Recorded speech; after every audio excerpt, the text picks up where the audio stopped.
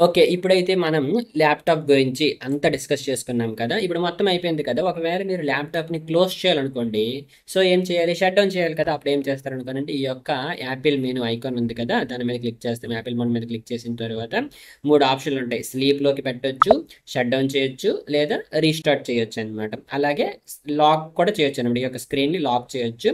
అందుకోసం మీరిక్కడ చూసుకుంటే షార్ట్‌కట్ కీ కూడా ఉందనమాట. సో, ఇదొచ్చేసి కమాండ్ క్యూ అని కొట్టొచ్చనమాట. అలా కాదు మీరు షట్ డౌన్ చేయాలనుకుంటే షట్ డౌన్ చేసుకోవచ్చు.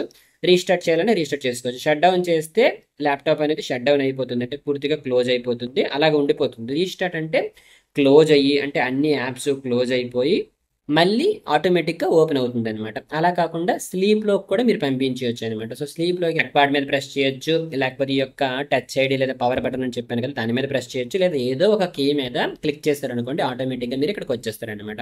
లేదు మీరు షట్ డౌన్ అయినా చేసుకోవచ్చనమాట. ఓకేనా?